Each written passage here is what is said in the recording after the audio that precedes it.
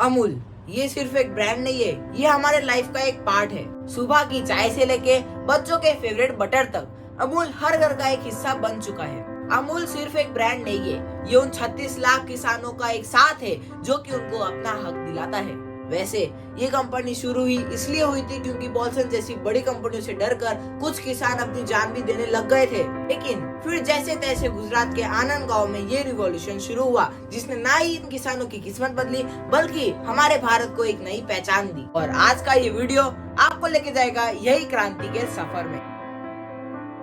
तो दोस्तों, अमूल की कहानी शुरू होती है 1940 से, जब भारत के किसान अपने गाय भैंस का दूध बेचकर गुजारा करते थे। तो सुबह सुबह महिला उठती, पशुओं की सेवा करती, उनका दूध निकालती और किसान उसे बेचने चले जाते। लेकिन प्रॉब्लम ये था कि उन्हें अपनी मेहनत का सही से रिवॉर्ड नहीं मिल पा रहा था, क्योंकि सारा बिजनेस कॉन्ट्रैक्टर और मिडलमैन कंट्रोल कर रहे थे। लेकिन यहाँ पे किसानों के पास भी और कोई रास्ता नहीं था, क्योंकि उन्हें उसी दिन वो दूध बेचना पड़ता, नहीं तो वो दूध खराब हो जाता। और इसी फायदे की वजह से मिडलमैन उस दूध को बहुत ही कम दाम में खरीदते और अपने हाथ में बहुत ही मोटा प्रॉफिट रखते। लेकिन फिर उसी टाइम यानी 1945 में ब्रिटिश गवर्नमेंट ने बॉम्बे मिल्क स्कीम शुरू की, जिससे किसानों को ये पता चला कि उनके साथ बहुत बड़ा स्कैम हो रहा है। तो इस स्कीम में था कुछ ऐसा कि किसानों से खरीद कर ये दूध आनंद सिटी में पहुंचाया जाता था, जहाँ पे ये दूध पेस्चराइज होता था। तो असल में पेस्चराइजेशन में होता ही है कि इस दूध को सीधा ही बहुत गर्म टेम्परेचर में लेके जाते हैं, उसके बाद तुरंत ही इसको ठंडा कर देते हैं, जिससे इसके अंदर जो हार्मफुल बैक्टीरिया होते हैं वो मर जाते हैं और ये दूध ज्यादा टाइम तक खराब नहीं होता। तो जब ये प्रोसेस आनंद कंपनी कर लेती है,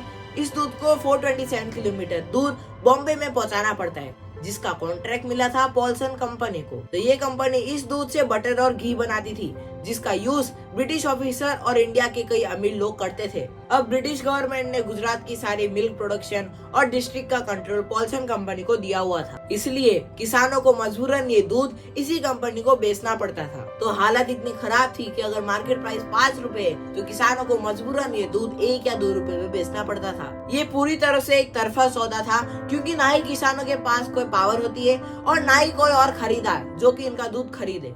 लेकिन ये चीज यहीं पे खत्म नहीं होती। किसानों का दूध कलेक्शन सेंटर तक पहुंचाने का खर्चा भी किसानों को ही भरना पड़ता था, और अगर दूध की क्वालिटी जरा सी भी खराब हो जाती तो उनको अपना पैसा नहीं मिलता, जिससे कारा डिस्ट्रिक्ट के फार्मर की हालत इतनी खराब हो चुकी थी कि वो अपनी जान भी देने लग गए थे। और जब किसानों का गुस्सा आसमान छू गया, तब सारे किसान पहुंचे त्रिभुवन दास पटेल के पास। त्रिभुवन दास पटेल उस समय के कायरा डिस्ट्रिक्ट के एक रेप्यूटेड पॉलिटिशियन थे, जो हमेशा किसानों के अधिकार के लिए आवाज उठाते थे। ऐसे में जब किसानों ने अपनी परेशानियां उनके सामने रखी, तो वो पहुंचे सरदार वल्लभ भाई पटेल के पास। भले उनके पास कोई पदवी नहीं थी, फिर भी उनकी बात पूरे भारतवासी मानते थे, यहाँ तक कि उनके नाम से ही अंग्रेजों के पसीने छूट जाते थे। और सरदार वल्लभ भाई पटेल जी ने किसानों को समझाया कि आप सबको एक होके एक कमेटी बनानी पड़ेगी। और फिर इस मिशन को कामयाब बनाने के लिए सरदार वल्लभ भाई पटेल ने कांग्रेस के एक बड़े नेता को खेड़ा जिले में भेजा। जी हाँ, वही नेता जो कि आगे जाके इंडिया के प्राइम मिनिस्टर भी बने थे, मोरारजी देसाई। अब जैसा कि सबने सोचा था वैसा ही हुआ। ब्रिटिश गवर्नमेंट को ये बदला हुआ किसानों का रूप पसंद नहीं आया और उन्होंने ऐसी कमेटी को अप्रूवल देने से इनकार कर दिया। लेकिन इस बार किसानों ने भी ठान लिया था कि वो इस अन्याय को जरा भी सहने नहीं वाले, इसलिए उन्होंने हड़ताल करके दूध की पूरी सप्लाई ही बंद कर दी। यानी कि ना रहेगा दूध, ना बजेगी बांसुरी। इस समय किसानों को भी काफी नुकसान हुआ, लेकिन उन्होंने हिम्मत बनाए रखी और इस प्रोटेस्ट में कामयाबी पाई। और इसी के चलते जून 1946 में कारा district cooperative milk producers union limited की स्थापना हुई। तो फिर जब कमेटी ने ये डिसाइड किया कि इस मिल्क से हमें अलग अलग प्रोडक्ट्स भी बनाने हैं, तो फिर आवश्यकता हुई एक ब्रांड नेम की, और फिर इस ब्रांड का नाम डिसाइड हुआ अमूल। लेकिन अमूल ही क्यों?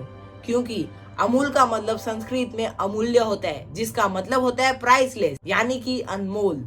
और दूसरी वजह थी कि अगर आप आनंद मिल्क यूनियन लिमिटेड का शॉर्ट फॉर्म निकालेंगे तो भी अमूल ही आता है। तो आज का वीडियो तो यहीं पे खत्म हो रहा है, लेकिन अगर आपको अमूल की स्ट्रगल की कहानी सुननी है तो कमेंट करें, अगला वीडियो उस पर भी बता दूंगा। जय हिंद, जय भारत।